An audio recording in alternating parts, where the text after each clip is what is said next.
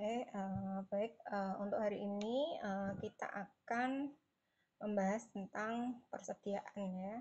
Kemarin kita sudah menyelesaikan sampai siklus akuntansi selesai ya. Kemudian kita sudah membahas tentang perusahaan dagang. Nah, hari ini kita membahas tentang persediaan. Ya, untuk materi persediaan ini ada beberapa tujuan pembelajaran ya. Yang pertama, setelah mempelajari materi persediaan ini, kalian mampu memahami ya persediaan dan konsep kepemilikan barang. Kemudian memperoleh gambaran mengenai prosedur pengendalian internal dan persediaan. Kemudian menjelaskan dampak kesalahan perhitungan persediaan terhadap laporan keuangan. Kemudian mampu membedakan sistem pencatatan perpetual dan periodik. Kemudian mampu mengidentifikasi 3 metode penilaian persediaan dan menjelaskan dampaknya terhadap laporan keuangan. Kemudian menentukan harga pokok penjualan dan persediaan akhir dalam sistem pencatatan perpetual ya dengan menggunakan metode FIFO ya, atau first in first out, LIFO atau last in first out, dan average. Nah, kemudian menentukan harga pokok produksi ya, atau harga pokok penjualan dan persediaan akhir dalam sistem pencatatan periodik dengan menggunakan metode penilaian FIFO, LIFO, dan average. Kemudian mampu mengestimasi persediaan dengan menggunakan metode laba kotor dan metode persediaan eceran. Dan yang terakhir, setelah mempelajari materi persediaan, diharapkan kalian mampu memahami ya bagaimana persediaan itu disajikan dalam laporan posisi keuangan. Nah, kita bahas satu-satu. Yang pertama, kita akan bahas tentang persediaan. Apa sih persediaan ya? Jadi, kalian mengenal persediaan itu ketika kalian belajar tentang perusahaan dagang ya. Kalau di perusahaan jasa tidak ada persediaan. Nah, kemudian persediaan itu sendiri itu adalah merupakan aset lancar ya. Aset lancar berupa barang jadi yang disimpan untuk dijual dalam kegiatan normal perusahaan dan barang yang diproses dalam proses produksi atau bahan yang disimpan untuk proses produksi. Nah, kemudian persediaan dalam perusahaan dagang itu hanya diklasifikasikan sebagai barang dagangan saja ya, atau merchandise inventory ya, merchandise inventory. Tapi kalau di perusahaan manufaktur, persediaan itu dibagi menjadi 3, yaitu persediaan barang jadi atau finished good, kemudian persediaan barang dalam proses atau work in process, dan persediaan bahan baku atau material ya. Jadi ada perbedaan ya antara perusahaan dagang dengan perusahaan manufaktur. Nah, kemudian sistem pencatatan persediaan itu sendiri bisa dilakukan dengan 2 cara, yaitu menggunakan metode perpetual dan metode periodik. Nah, kemudian syarat penyerahan barang itu juga ada 2 ya, seperti yang sudah dijelaskan kemarin ya di materi perusahaan dagang atau siklus dulu ya, sudah pernah dijelaskan ya tentang syarat penyerahan barang. Itu bisa dilakukan dengan 2 cara, yaitu FOB shipping point dan FOB destination ya. Nah, kemudian di bawah ini ada contoh nih ya, contoh pencatatan secara perpetual ya dengan menggunakan FOB shipping point dan potongan tunai. Shipping point itu apa? Yang menanggung pembeli ya, jangan lupa.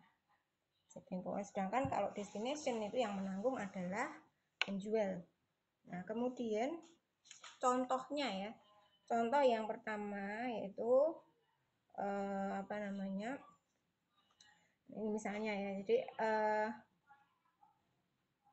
jika perusahaan membeli persediaan barang atau membeli persediaan sebesar 10 juta dengan syarat 1/10 N30, maka jurnal yang dibuat adalah ya, kalau kita menggunakan metode perpetual ya, Artinya kalau metode perpetual sama periodik kemarin sudah saya jelaskan ya, bahwa kalau metode perpetual pencatatannya itu mengikuti persediaannya itu diikuti terus ya.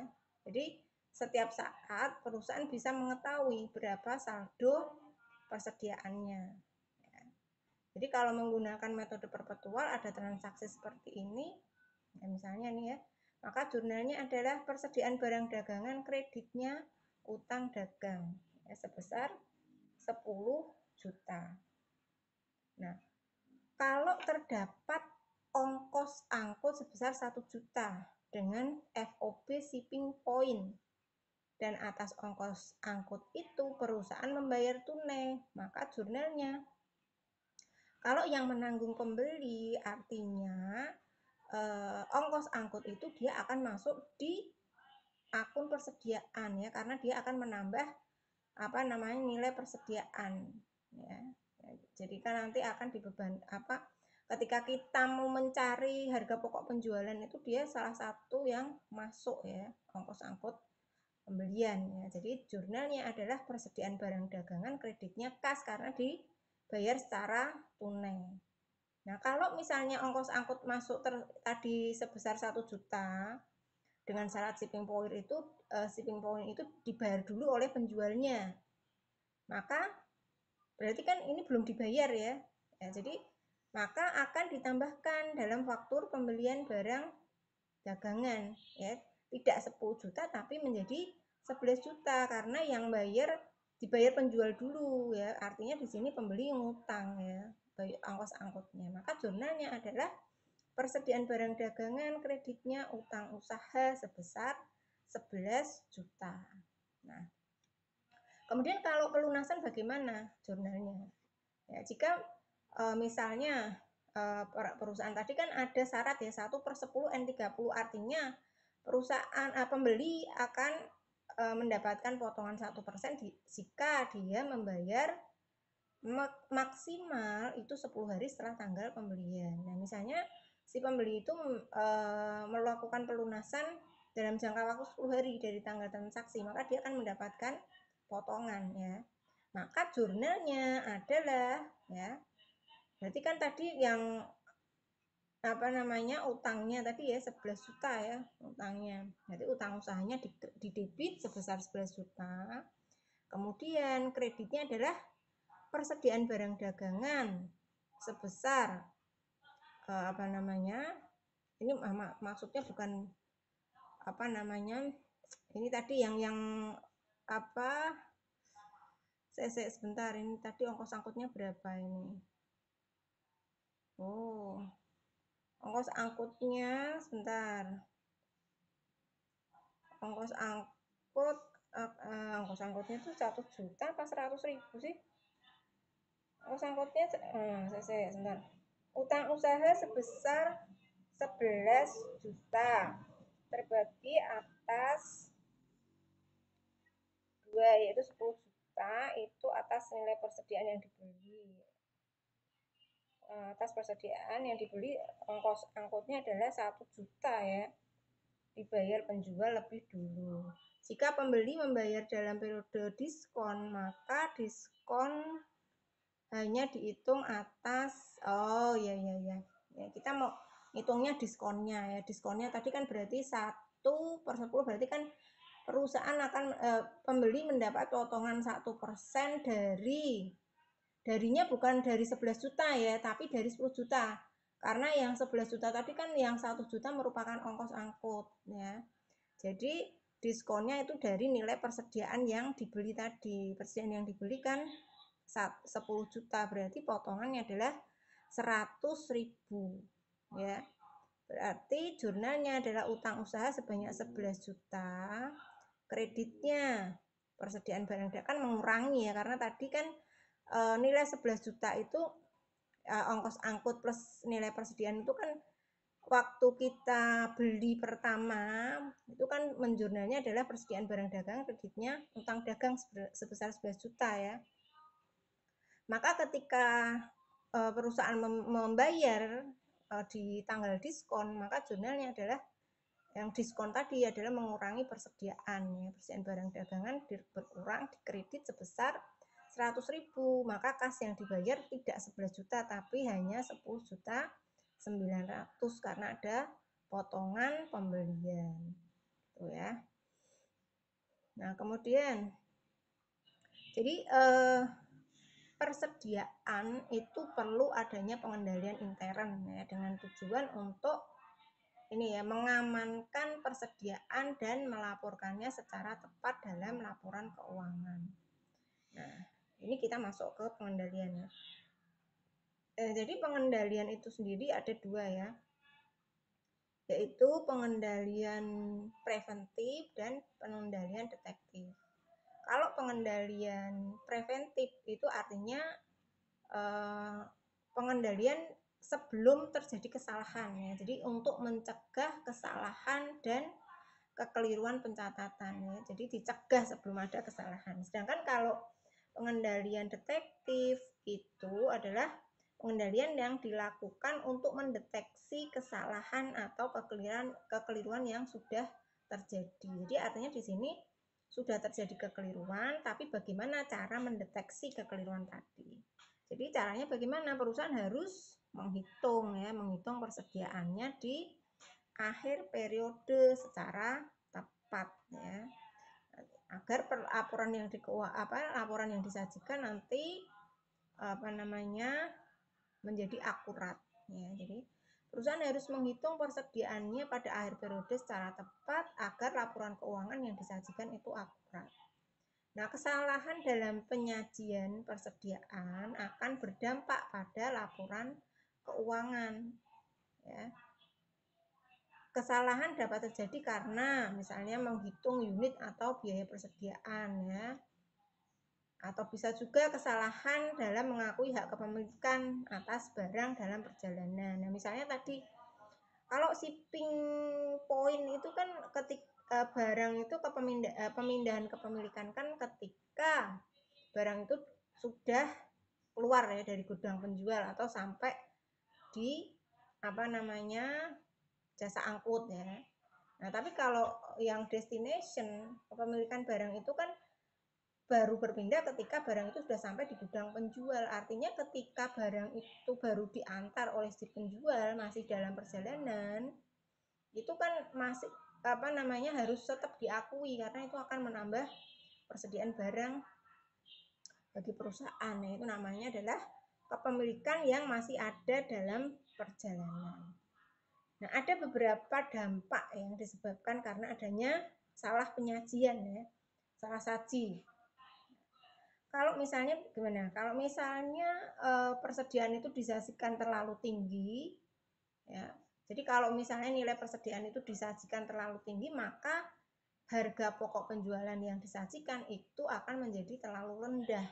Nah, kalau HPP-nya terlalu rendah, dampaknya ya nanti labanya kelihatan tinggi ya, kelihatan tinggi. Kalau HPP-nya terlalu rendah kan labanya tinggi. Kalau memang sesuai kenyataan ya tidak masalah ya. Tapi kalau ini karena adanya dampak salah saji, maka kan harus dideteksi. Nah, hal ini akan berdampak pada laporan laba rugi yang di tahun berikutnya, yaitu di persediaan awal tahun berikutnya atau periode berikutnya akan disajikan terlalu tinggi. Ya, jadi kalau HPP terlalu tinggi jika persediaan itu disajikan terlalu tinggi, maka dampaknya HPP-nya terlalu tinggi dan laba kebalikannya nih ya, kalau tadi jika persediaan disajikan terlalu tinggi maka HPP-nya menjadi terlalu rendah dan laba bersihnya menjadi terlalu tinggi. Tapi kalau HPP-nya terlalu tinggi maka laba bersihnya akan menjadi terlalu rendah. Nah, kemudian bagaimana kalau persediaan akhir itu disajikan terlalu rendah? Nah, ini tadi ya, kalau persediaan akhirnya disajikan terlalu rendah, maka HPP-nya akan disajikan terlalu tinggi dan laba bersihnya menjadi terlalu rendah. Ya kan kebalikan ya, kalau HPP-nya tinggi berarti labanya kan kecil ya. Nah, ini juga akan berdampak pada laporan laba rugi periode berikutnya, yaitu persediaan awal disajikan terlalu rendah. Nah, ini mungkin tidak perlu dibahas terlalu detail ya, karena ini kan bisa sambil jalan saja ya. Ketika kita melihat laporannya kan artinya ketika ada salah saji maka kita perlu mendeteksinya ya, sehingga tidak terjadi kesalahan yang terlalu fatal ya. Jadi ini ya, kalau diringkas pengaruh persediaan ya ke HPP dan laba bersih. Nih pengaruhnya. Kalau diuraikan kan malah membingungkan ya. Jadi kalau persediaan awal dicatat terlalu rendah, maka HPP-nya terlalu rendah dan labanya terlalu tinggi. Kalau persediaan awal dicatat terlalu tinggi, maka HPP-nya terlalu tinggi, labanya menjadi terlalu rendah. Dan begitu sebaliknya ya. Nah, ini tidak perlu, nanti kalian malah bingung nanti. Nah, kemudian selanjutnya adalah sistem pencatatan. Ya, sistem pencatatan itu ada dua, yaitu sistem pencatatan perpetual dan sistem pencatatan periodik. Nah, namun sebenarnya itu tujuan antara keduanya ya. Tujuan antara perhitungan secara fisik ketika kita menggunakan metode perpetual dan metode fisik itu berbeda tujuannya ya. Ya, jadi kalau tujuan perhitungan fisik dalam metode perpetual itu dilakukan untuk mengendalikan persediaan, yaitu dengan cara membandingkan antara saldo akhir periode di buku besar persediaan dengan hasil perhitungan fisik persediaan. Jadi ngecek ya. Kalau menggunakan metode perpetual itu kan pencatatan persediaan kan diikuti terus ya. Jadi perusahaan itu akan ngecek antara pencatatan di buku besar dengan jumlah fisik yang ada. Akurat enggak? Sama enggak? Saldonya sama enggak? Nah, ketika sudah dilakukan fisik, kalau antara buku besar dengan jumlah fisiknya sama, artinya itu sudah akurat ya. Jadi kalau misalnya antara catatan yang ada di buku besar dengan perhitungan secara fisik berbeda, maka artinya di situ ada persediaan yang hilang. Apakah itu karena pencurian atau karena rusak atau aus ya. Jadi kalau menggunakan metode perpetual, perhitungan fisik itu gunanya adalah untuk mengendalikan. Ya, jadi kan perusahaan mengikuti pencatatan persediaan terus-menerus sehingga dia tahu ya, setiap saat saldonya berapa itu tahu. Nah, ketika ada barang yang hilang atau rusak itu juga akan diketahui karena ada perbandingan ya antara catatan di buku besar dengan perhitungan fisiknya. Namun kalau perusahaan menggunakan perhitungan fisiknya itu menggunakan metode periodik, itu hanya digunakan untuk menentukan nilai persediaan akhir ya. Dalam rangka apa? Dalam rangka menghitung harga pokok penjualan selama periode berjalan. Karena apa? Karena perusahaan tidak mencatat persediaan ya. Pencatatan persediaan tidak dilakukan secara terus-menerus. Dia hanya akan mencatat pembelian dan penjualan saja ya, sehingga kalau menggunakan metode periodik, perusahaan tidak bisa melakukan pengendalian. Nah, kemudian selanjutnya adalah kalau kita bandingkan ya. Kalau ini sudah masih kelihatan ya ini ya slide-nya ya. Jadi ini perbandingan antara sistem pencatatan perpetual dan periodik. Sistem pencatatan perpetual itu digunakan untuk barang yang nilai per unitnya tinggi atau mahal ya. Kemudian kalau sistem pencatatan periodik itu biasanya digunakan untuk barang yang nilai per unitnya relatif rendah atau murah.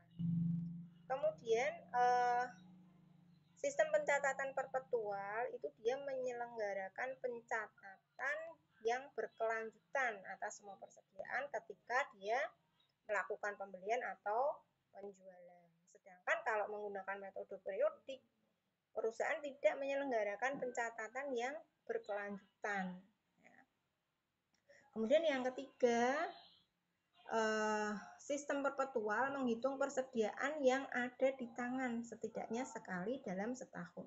Jadi melakukan perhitungan fisik ya, paling tidak sekali dalam 1 tahun atau 1 periode sekali. Kemudian kalau menggunakan metode periodik, menghitung persediaan yang ada di tangan itu juga sekali dalam setahun ya. Kemudian selanjutnya di metode perpetual itu perusahaan bisa mengendalikan persediaan karena akan segera mengetahui ya kalau ada perbedaan antara nilai persediaan pada saldo akhir buku besar dengan perhitungan fisiknya. Sedangkan kalau menggunakan metode perpetual, perusahaan tidak dapat melakukan pengendalian persediaan karena mutasi akun buku besar persediaan tidak diikuti sehingga dia tidak akan saldo persediaan tidak akan diketahui atau jika ada barang yang hilang itu tidak akan diketahui karena tidak ada pencatatan yang konsisten ya atau kontinu, bukan konsisten ya, kontinu. Nah, kemudian ini masih metode persediaan. Ini tulisannya numpuk ya. Jadi bentar, ini untuk ini kok ketutup, ini apa ini? Metode penilaian ya ini ya. Nah, jadi untuk metode penilaian ya, jadi apabila biaya persediaan per unit ya, per unit itu tetap konstan ya, tetap konstan, maka menentukan biaya persediaan itu sangat mudah ya. Jadi kalau misalnya biaya persediaan per unit itu tetap konstan, maka menentukan biaya persediaan sangat mudah. Tapi kalau biaya persediaan, kalau biaya persediaan per unit umumnya berubah atau cenderung meningkat karena misalnya adanya inflasi, ya, itu akan lebih sulit. Ya. Jadi untuk menghitung, ya, jadi harga perolehan persediaan yang tidak secara umum dapat dipertukarkan dengan persediaan lain untuk barang atau jasa yang dihasilkan dan dipisahkan untuk proyek tertentu, untuk barang yang harga jual per unitnya itu tinggi dan jumlah transaksinya sedikit, itu harus dihitung dengan menggunakan identifikasi khusus ya atau metode unit spesifik. Ya, jadi ini sebenarnya kan untuk membedakan ya. Jadi persediaan akhir dapat digunakan, jadi penilaian persediaan per unit untuk persediaan akhir itu bisa menggunakan salah satu metode perhitungan biaya identifikasi khusus, FIFO, LIFO, dan average. Jadi ada 4 ya yang bisa digunakan, namun yang sering digunakan itu adalah 3 ya. FIFO, LIFO, dan average. Nah, khusus untuk yang identifikasi khusus itu biasanya digunakan untuk ini barang-barang yang harga jualnya itu relatif tinggi ya. Jadi harga jual per unitnya itu relatif tinggi dan jumlah transaksinya itu tidak terlalu banyak atau sedikit. Misalnya apa? Misalnya barang mewah ya, misalnya berlian ya. Itu dia biasanya digunakan untuk menghitung nilainya itu menggunakan metode identifikasi khusus atau metode biaya unit spesifik ya. Jadi kalau menggunakan metode identifikasi khusus itu akan membebankan HPP berdasarkan penyataan dari harga perolehan barang yang dijual. Jadi kalau metode identifikasi khusus ini sebenarnya dia ini ya tidak sesuai kalau digunakan untuk transaksi dalam jumlah besar ya dengan harga jual yang tidak material ya. Jadi kalau harganya relatif murah, kemudian partainya juga besar, ini dia tidak pas kalau menggunakan metode identifikasi khusus ya. Jadi khusus untuk harga-harga yang relatif harga jualnya relatif tinggi dan transaksinya tidak terlalu sering ya. Kemudian selain itu ya metode yang identifikasi khusus itu tadi misalnya perabotan antik atau perhiasan mewah lain ya, jam tangan mewah atau real estate ya, mobil mewah ya. Jadi itu lebih cocok kalau menggunakan metode identifikasi khusus ya. Jadi kalau metode FIFO bagaimana ya? Jadi kalau metode FIFO ya, dalam metode FIFO atau first in first out ya, biaya yang masuk pertama atau biaya yang pertama masuk ke dalam persediaan itu menjadi biaya pertama yang akan dibebankan ke harga pokok penjualan. Jadi harga pokok penjualan itu didasarkan pada biaya persediaan yang paling lama atau yang terdahulu. Kemudian kalau metode LIFO, last in first out ya, biaya terakhir yang masuk ke persediaan itu menjadi biaya pertama yang dibebankan ke harga pokok penjualan. Jadi harga pokok penjualan itu didasarkan pada biaya persediaan akhir. Nah, kemudian kalau menggunakan metode average kalau menggunakan metode average ya, dalam metode average untuk pencatatan persediaan secara periodik dengan menggunakan metode penilaian average itu HPP atau harga pokok penjualan didasarkan pada biaya rata-rata persediaan selama periode berjalan ya, sedangkan untuk pencatatan secara perpetual biaya rata-rata persediaan individu tidak lagi relevan ya. Jadi sebenarnya ketiga-tiganya itu ini ya masih sering digunakan, namun yang perlu diingat karena di Indonesia kan sudah ini ya melakukan konvergensi dengan IFRS. Nah, untuk metode LIFO ini sudah tidak direkomendasikan oleh IFRS ya. Jadi oleh IFRS LIFO ini tidak boleh digunakan lagi. Tapi kalau mendasarkan pada US GAAP, LIFO itu masih tetap digunakan. Ya. Ini untuk pengetahuan, tapi paling tidak kan kita tahu ya bagaimana caranya menghitung kalau kita menggunakan metode FIFO, LIFO, dan average. Nah, ini kita ada contohnya ya. Kita masuk ke contoh. Ini saya pengantar akuntansi ini kalian saya masukkan ya persediaan itu saya masukkan ke materi karena kalian kan hanya dapat akuntansi itu hanya 2 ya pelajaran akuntansi ya.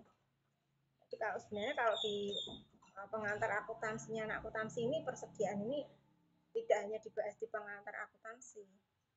Nanti di akuntansi bias insya Allah juga ada juga ya. Jadi ketika ini sudah paham, nanti ketika di akuntansi biaya kan paling tidak sudah tidak ini tidak kesulitan lagi.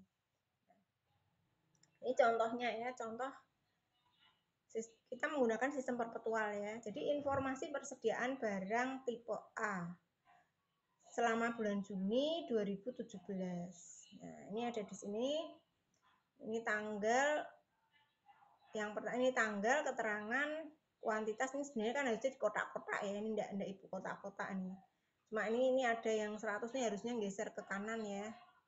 Nah, jadi keterangan kuantitas atau unit, kemudian yang paling ujung kanan ini adalah biaya atau harga jual per unit. Nah, misalnya ini tanggal 4, nah, keterangannya. Tanggal 4 itu persediaan awalnya adalah 100, ya, 100 unit. Harga per unitnya adalah $44. Kemudian tanggal 8 ada pembelian 200 unit, harga per unitnya $50. Kemudian tanggal 12, ya 12 Juni ya maksudnya ini ya, ada penjualan sebanyak 250 unit, harga per unitnya $80. Kemudian tanggal 20 ada pembelian lagi, harga per unitnya $150.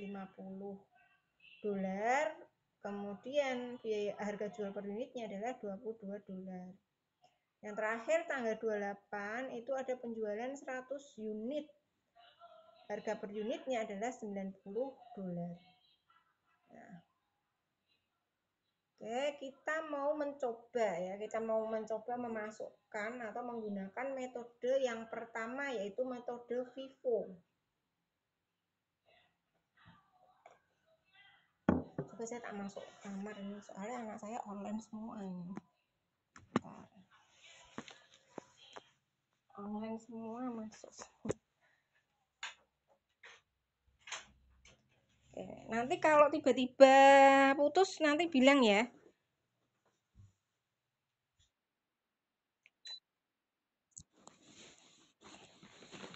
Oke, lanjut. Ini ya metode FIFO. Kita mau mencoba dulu. Metode FIFO yang pertama ya. Kamu buat ini ya, membuat kolomnya ini ya. Jadi kolomnya itu ada pembelian, harga pokok penjualan, dan persediaan akhir ya. Ada 3 kolom. Nah, tiap-tiap kolom itu ada lagi ya. Yang pembelian itu ada tanggal, unit, dan biaya per unitnya dan totalnya ya. Ini tanggal pertama ya, unit, biaya per unit, total biaya. Kemudian HPP juga sama ya. Unit, biaya per unit, dan total biaya serta persediaan akhir. Kita masukkan dulu. Yang pertama tadi ya, kita lihat. Yang pertama tadi ada persediaan awal 100 unit, harga per unitnya $44. Kalau kita menggunakan metode FIFO, masukkan dulu ya. Tanggal 4 bulan 6 ya. Jadi di atas kalian sebelum tanggal ini bisa dikasih tahunnya ya, 2017 itu ya. Jadi masukkan berarti persediaan awal artinya langsung ke ini ya, nerata apa namanya di persediaan akhir sini ya. Jadi dia menjadi apa namanya saldo awal ya, 100 unit harganya $44. Berarti totalnya kan 100 kali 44 ya, totalnya adalah $4.400. Kemudian kita lihat tanggal 8 ada pembelian 200 unit, harga per unitnya $50. Maka kita masukkan ke kolom pembelian. Tanggal 8 bulan 6 ada pembelian 200 unit. Biaya per unitnya 50, totalnya berarti 10.000. Nah, karena kita menggunakan FIFO, maka persediaan awal yang pertama tadi kamu tetap tulis ya. Tetap kamu tulis duluan ya.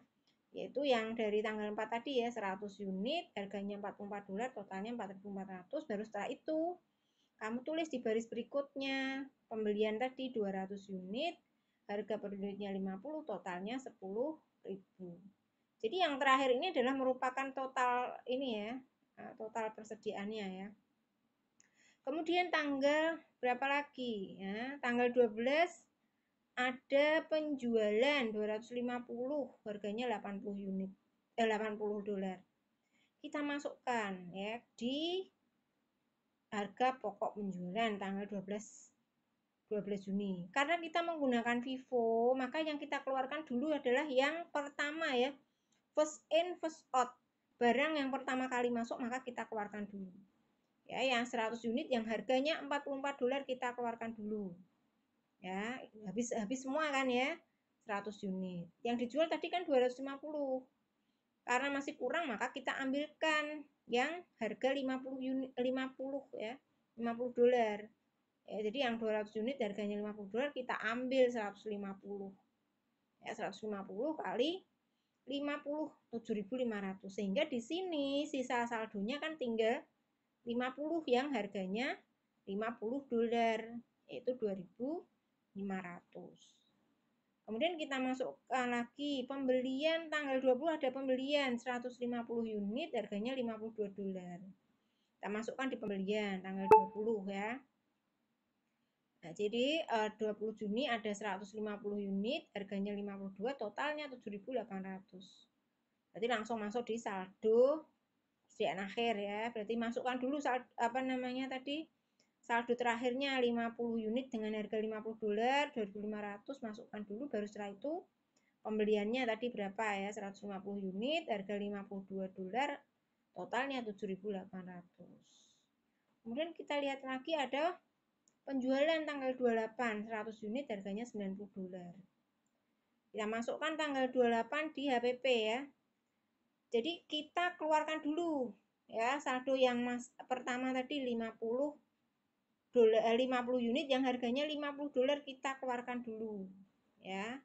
2.500 karena kurang jualnya kan 100, maka kita ambilkan yang harga 52. Kita ambil 50 ya, 50 kali 52 2.600, sehingga di sini saldonya tinggal yang harga 52 ya, 100 unit yang harganya $52, sehingga di sini total persediaan akhirnya adalah $5.200 karena hanya tinggal satu ini aja ya. Jadi nanti nilai persediaannya ini sekaligus ini otomatis adalah 5.200, yaitu dari 100 unit yang harga $52. Kemudian kamu total HPP-nya. HPP kamu total ya, yang di total biayanya itu berapa. Kemudian total pembeliannya juga di jumlah semuanya ya.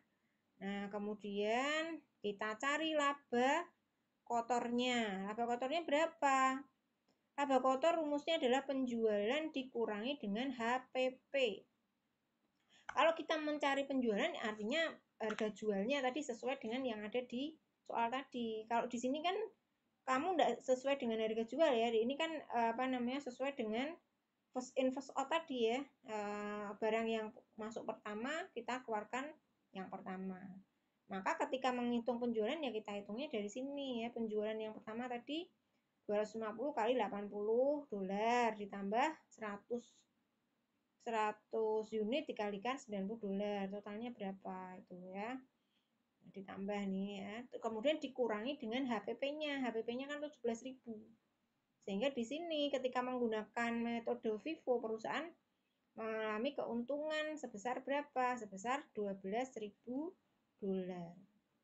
ya. Jadi kemudian kamu cari persentase laba kotornya dari penjualan bersih. Jadi persentase laba kotor itu berarti kan laba kotor dibagi penjualan bersih dikalikan 100%. Laba kotornya berapa? Laba kotornya 12.000 dibagi dengan penjualan bersihnya tadi 29.000, sehingga persentase laba kotornya adalah 41,38% kalau menggunakan metode FIFO. Kemudian kalau kita menggunakan metode LIFO bagaimana? Masih sama ya, menggunakan soal yang tadi di awal tadi ada persediaan ya, tanggal 4 tadi kita masukkan di persediaan, kolomnya sama ya, persediaan awalnya tadi 100, harganya $44, 4.400 ya, sama.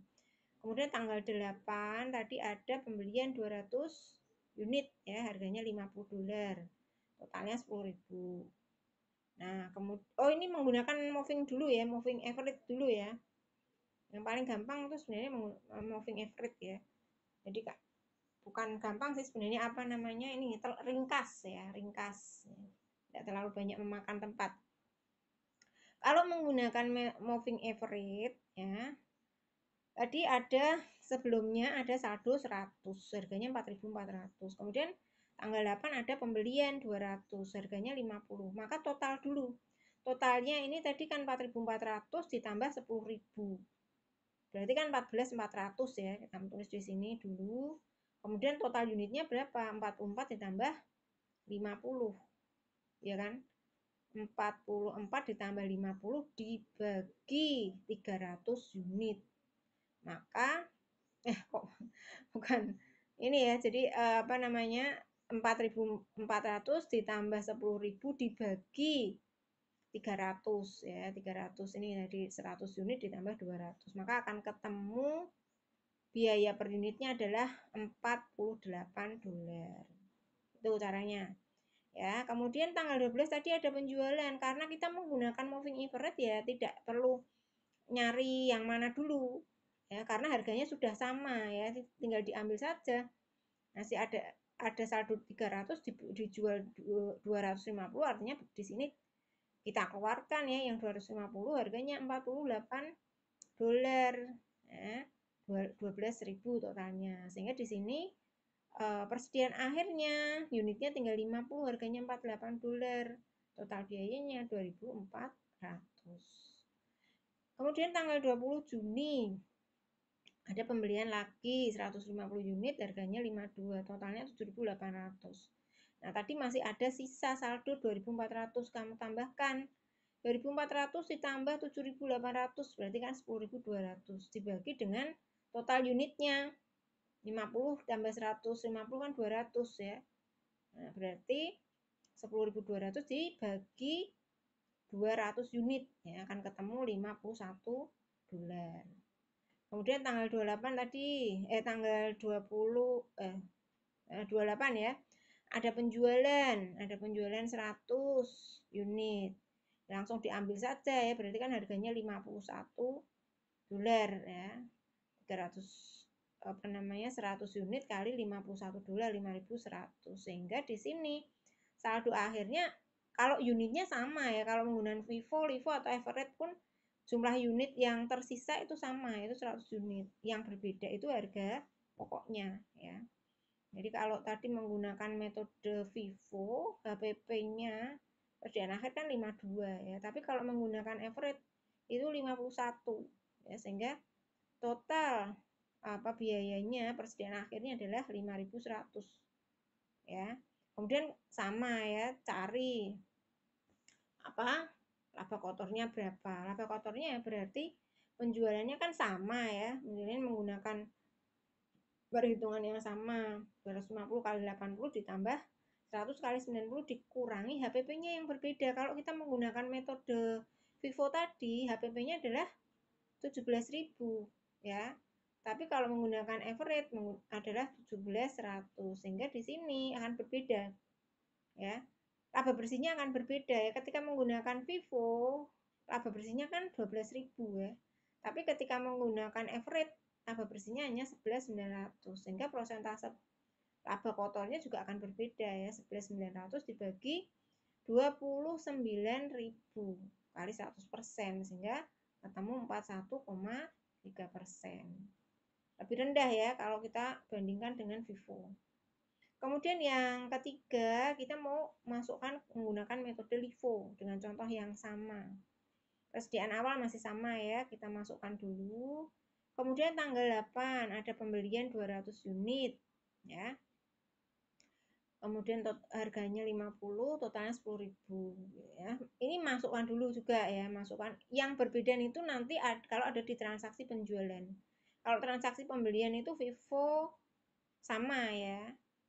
Kalau Eveready kan harus di rata-rata semua ya. Jadi kalau menggunakan LIFO pun, jadi saldo yang pertama juga harus ditulis dulu ya. 100 unit harga 44, totalnya 4.400. Kemudian baru pembelian yang tanggal 8. 200 unit harga 50, totalnya 10.000. Kemudian tanggal 12 bulan 6 ada penjualan 250 unit. Karena menggunakan first in first out ya, barang yang masuk terakhir maka keluarkan dulu. Artinya di sini apa? Di sini yang keluar terakhir kan yang harga 50, maka yang 200 ini keluarkan dulu. Ya, yang 200 keluarkan dulu harga 50, karena masih kurang 50 ambilkan yang harga 44. Ya, jadi 200 kali 50 ya, kurang 50 yang harga 44 masukkan. Sehingga di sini saldo persediaan akhir ya sama-sama 50, cuma harga pokoknya yang berbeda ya. Harga pokoknya berbeda. Sehingga di sini total persediaan akhirnya adalah 2.200. Kemudian tanggal 20 bulan 6 ada pembelian lagi. 150 unit, harga per unitnya $52. Artinya di sini totalnya berarti kan 7.800 ya. Kemudian masukkan sesuai saldo yang awal tadi 50, harganya $44, totalnya 2.200. Baru setelah itu pembelian tanggal 20 ya, 150 unit kali $52, totalnya 7.800. Kemudian tanggal 28 ada penjualan ya, penjualan 100 unit. Nah, last in first out. Artinya di sini karena yang dijual yang terakhir masuk ya, berarti kita ambilkan yang harga 52. Harga 52 diambil 100 unit ya, 5.200. Sehingga di sini kalau kita menggunakan metode LIFO, persediaan yang tersisa itu ada dua, yaitu yang harga 44 ada 50 unit, harga 52 ada 50 unit, sehingga totalnya adalah 2.200 ditambah 2.600, yaitu 4.800 ya. Kemudian HPP-nya kalau pembelian sama semua ya, FIFO, LIFO, average sama. Yang berbeda itu di HPP sama persediaan akhirnya. Ya. Jadi kalau kita lihat antara FIFO, LIFO dan average, yang menghasilkan perhitungan laba bersih paling tinggi adalah FIFO ya. Kemudian yang paling rendah adalah LIFO. Nah, kenapa kok LIFO itu tidak direkomendasikan oleh IFRS ya? Karena biasanya LIFO itu digunakan untuk laporan pajak ya. Kalau laporan pajak itu biasanya kan perusahaan kan inginnya labanya kelihatan kecil ya, sehingga nanti laba pajak yang ditanggung juga akan kecil. Tapi kalau dia mau nyari pinjaman ya, nyari kredit, dia menggunakan FIFO, karena kalau menggunakan FIFO labanya kelihatan tinggi. Itu ya. Jadi kalau kalau standar internasional itu kan ada dua ya. Yang pertama Ibu jelaskan di awal-awal perkuliahan di bab 1 itu ada prinsip yang yang digunakan, standar yang digunakan, standar internasional itu ada dua, US GAAP dan IFRS ya. Jadi kalau IFRS memang tidak merekomendasikan metode LIFO, namun kalau menggunakan US GAAP dia masih menggunakan ini. Ini juga sama ya, setelah itu cari laba kotornya. Laba bersihnya masih sama 29.000 ya, karena perhitungannya sama. Yang berbeda itu adalah laba kotornya yang berbeda karena HPP-nya berbeda. Ya, jadi kalau menggunakan FIFO tadi HPP-nya 17.000. Kalau menggunakan metode average 17.100. Sedangkan kalau menggunakan FIFO HPP-nya tinggi banget ya 17.400, sehingga labanya lebih kecil yaitu 11.600. Persentasenya juga menjadi kecil ya. 11.600 dibagi dengan penjualan bersihnya ya ketemu 40%. Nah, itu ya. Jadi kalau diringkas itu kalau kita menggunakan FIFO, LIFO dan average ya, persediaan yang paling tinggi itu adalah kalau kita menggunakan metode FIFO. Yang paling rendah itu menggunakan LIFO. Kemudian kalau penjualan sama ya. Kemudian HPP yang paling kecil ya, menghasilkan HPP paling kecil itu adalah kalau kita menggunakan metode FIFO. Sedangkan kalau kita menggunakan metode LIFO itu menghasilkan HPP yang paling tinggi ya. Laba kotornya juga sama ya. Jadi laba kotor yang paling tinggi ketika digunakan metode FIFO. Nah, kemudian yang paling rendah itu menggunakan LIFO. Jadi sistem pencatatan perpetual itu menggunakan kartu persediaan ya. Sedangkan kalau sistem pencatatan periodik itu dia tidak menggunakan kartu persediaan, tapi dia melakukan perhitungan fisik. Nah, ini kita mau mencontohkan ya. Jadi kalau tadi kita sudah membahas ya tentang kalau kita menggunakan metode perpetual. Nah, bagaimana kalau kita menggunakan metode fisik ya? Jadi kalau menggunakan metode fisik pun juga bisa bisa menggunakan 3 metode tadi ya, FIFO, average dan LIFO. Ya, jadi misalnya nih ya, menggunakan contoh yang awal tadi ya. Kalau kita menggunakan sistem pencatatan periodik menggunakan metode FIFO, kita masukkan dulu persediaan awalnya. Nggak perlu buat kolom kalau periodik ya. Persediaannya tadi 100 unit kali $44 kan, 4.400. Kemudian pembeliannya tadi kan ada 2 kali ya pembelian tadi ya. 200 unit yang harga 50 tadi ya, ditambah dengan 150 unit harganya 52 kan 17.800 ya. Ini yang 4.400 kurang geser ke kanan ya, ini geser ya, seharusnya yang persediaan akhir ini juga harus geser ya, geser ke kanan. Nah, kemudian persediaan yang tersedia untuk dijual ini adalah dari persediaan awal 4.400 ditambah pembelian ya 17.800, totalnya 22.200, sehingga akan ini masukkan persediaan akhir. Nah, bagaimana mencari persediaan akhir? Kok tiba-tiba nyari persediaan akhir ya? Kamu harus ngurutkan dulu ya. Tadi kan ditambah dulu nih tadi persediaan awal 4.400 ditambah pembelian 17.800, totalnya kan 22.200. Nah, kemudian kamu ngitung dulu penjualannya tadi totalnya berapa ya.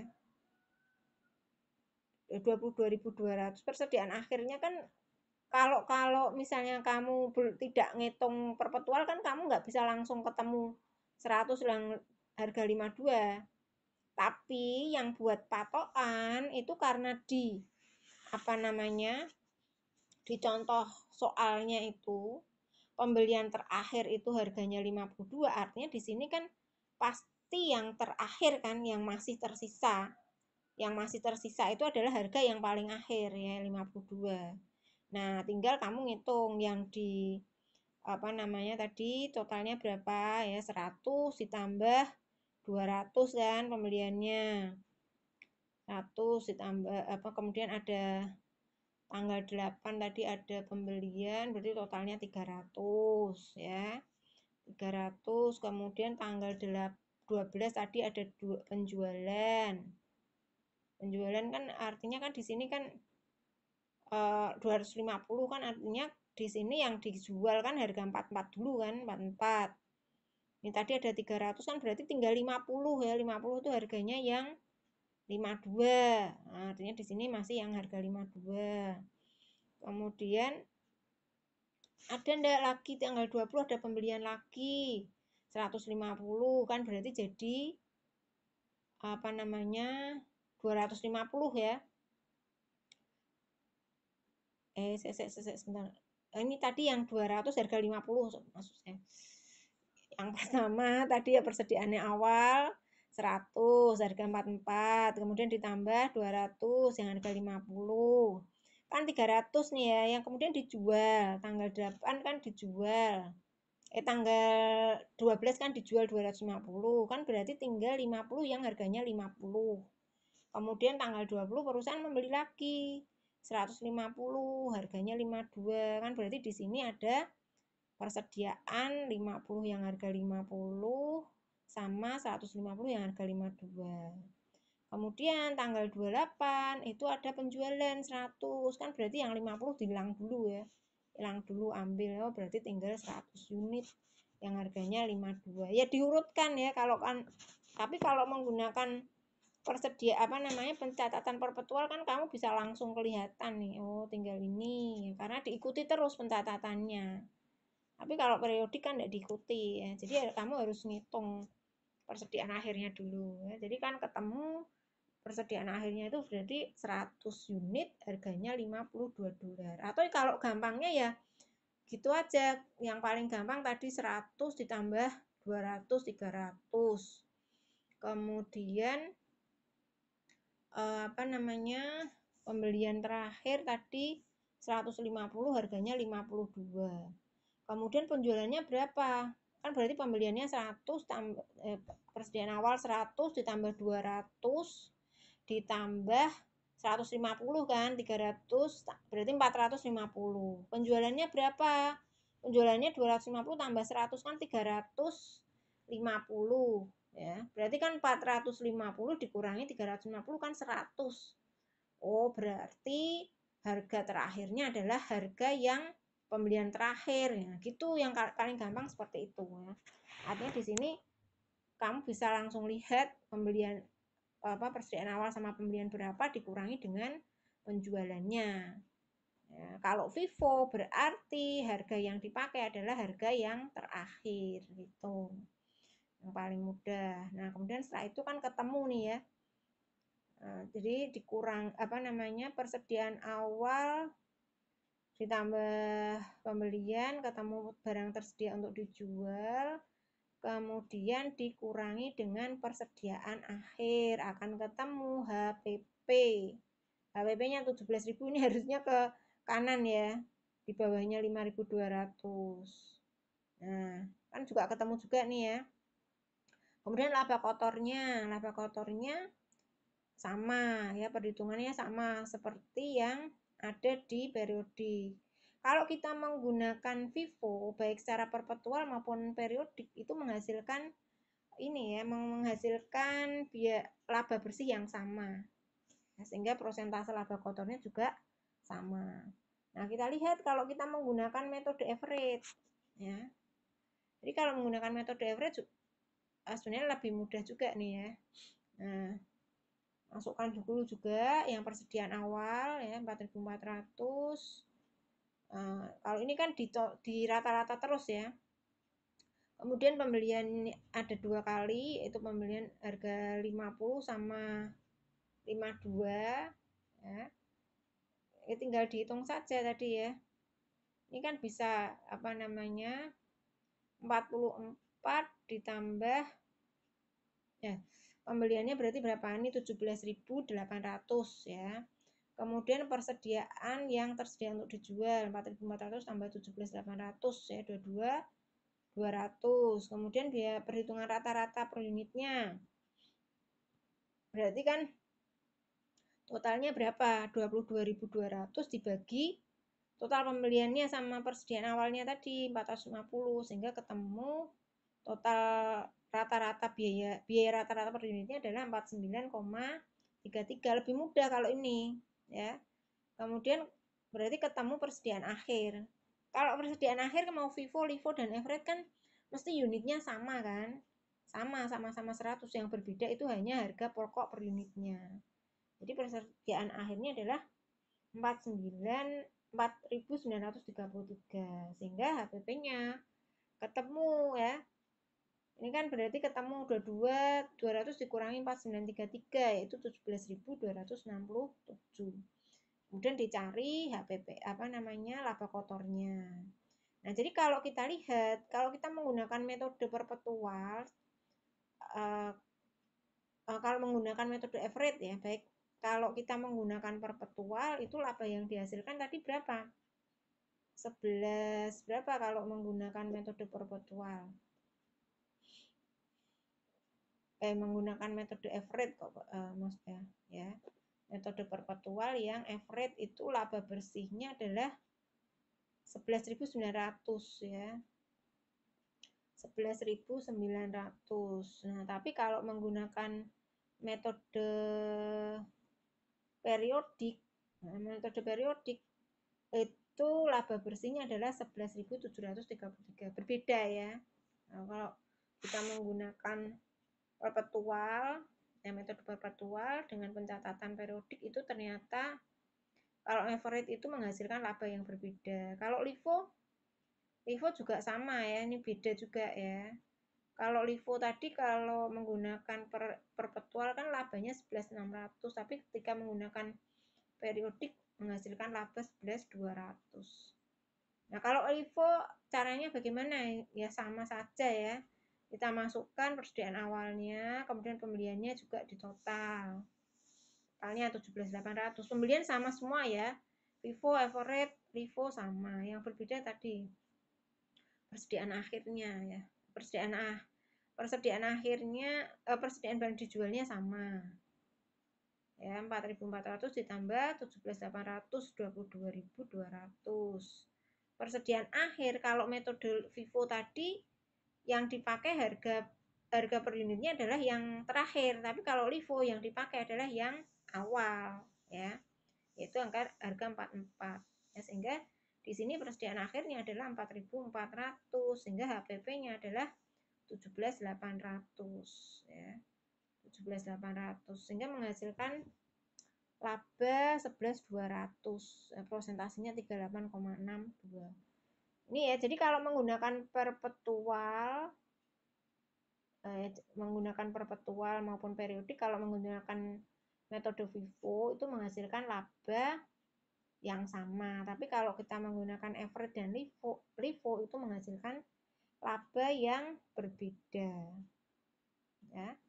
Ini kalau diringkas ya. Jadi ketiga metode penilaian persediaan tersebut dapat memiliki dampak yang sangat berbeda terhadap laba yang dilaporkan dalam laporan laba rugi dan persediaan yang dilaporkan di laporan posisi keuangan. Ya, jadi kalau menggunakan metode FIFO persediaan akhirnya 5.200. Kalau menggunakan average persediaan akhirnya 4.933. FIFO 4.400. Kalau penjualannya sama semua. HPP kalau menggunakan FIFO 17.000, average 17.267, sedangkan FIFO 17.800.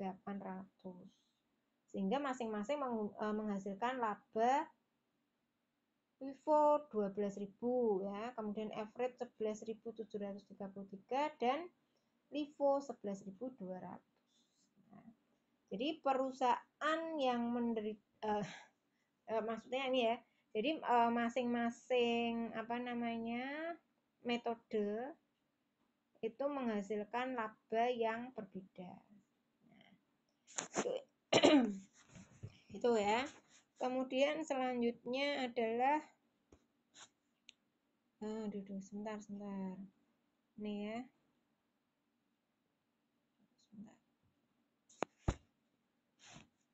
Ini yang selanjutnya, ini adalah perusahaan yang menderita kerugian ini akibat kebakaran, bencana lain yang menghancurkan persediaan. Itu dia harus melakukan estimasi ya,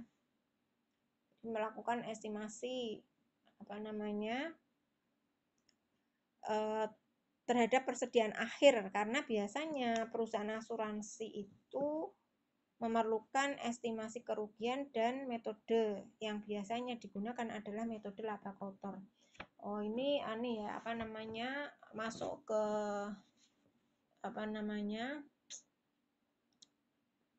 yang lainnya. Ini ya yang lain, sebentar saya cek dulu, saya askan. Ini tadi sudah ya, jadi untuk ringkasannya sudah ya, jadi perbandingan metode penilaian persediaan FIFO dan LIFO tadi ya.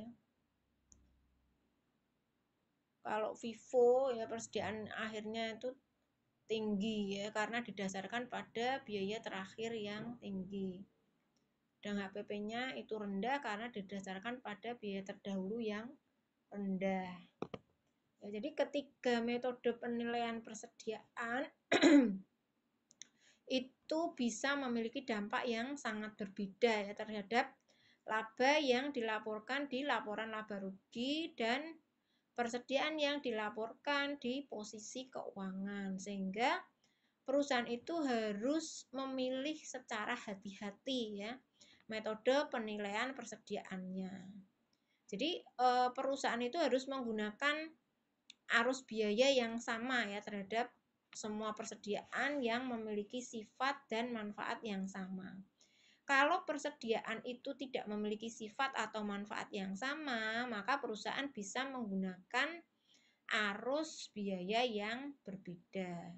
Nah, kan ini kan sesuai dengan prinsip ini ya, konsistensi ya, yang menyatakan bahwa peristiwa ekonomi itu harus dicatat dan dilaporkan dengan cara atau asumsi yang sama dari periode ke periode agar bisa dilakukan perbandingan ya dalam suatu perusahaan. Nah, konsistensi itu kan sebenarnya juga bisa membantu investor untuk membandingkan laporan keuangan perusahaan dalam satu periode, yaitu dengan cara apa? Nah, cara misalnya investor itu bisa menganalisis laba bersih ya. Nah, laba bersih perusahaan selama 2 tahun ya. Misalnya tahun pertama itu perusahaan menggunakan metode FIFO dan tahun kedua perusahaan menggunakan yang pertama menggunakan FIFO, yang kedua menggunakan LIFO.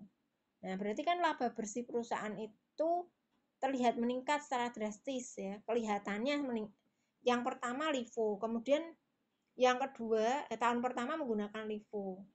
Kemudian tahun kedua dia menggunakan metode FIFO. Nah, kalau kita mempraktekkan metode LIFO kan menghasilkan laba yang rendah ya. Kalau tahun pertama menggunakan LIFO, kemudian tahun kedua menggunakan FIFO ya memang kelihatan pendapatannya naik, tapi kan sebenarnya itu bukan karena pendapatannya naik, tapi karena metode yang digunakan itu berbeda. Ya, karena kalau menggunakan metode FIFO kan menghasilkan pendapatan yang relatif tinggi, sehingga seperti itu tidak bisa diperbandingkan ya. Jadi kalau mau membandingkan ya antara tahun pertama dan kedua ya kalau menggunakan FIFO ya FIFO terus, ya LIFO terus ya. Jadi tidak boleh berbeda-beda ya. Jadi harus konsisten. Ya, artinya di sini metode kebijakan yang dilakukan harus harus konsisten. Ketika ada perubahan ya harus dijelaskan sebabnya apa. Nah, jadi seperti itu. Ya. Jadi artinya konsisten itu nggak boleh berubah-ubah seenaknya dewe ya. Misalnya, ini tahun ini perusahaan butuh mau melakukan pinjaman kredit. Nah, misalnya tahun kemarin itu untuk menghindari pajak biar tidak terlalu tinggi, kita menggunakan metode LIFO sajalah. Kalau menggunakan metode LIFO itu kan labanya kan kelihatan rendah sehingga nanti pajak yang dibayar juga akan rendah. Nah, kemudian tahun kedua pakai FIFO karena dia mau mengajukan pinjaman kredit, ya nggak boleh ya seperti itu ya. Nah, jadi metode yang digunakan dalam suatu perusahaan itu harus konsisten ya. Kemudian selanjutnya kalau misalnya ada situasi ya. Misalnya perusahaan itu dalam sebuah perusahaan kadang-kadang kan tidak tahu ya namanya apa, ada bencana atau apa, itu kan kadang tidak terprediksi ya. Jadi kalau misalnya perusahaan itu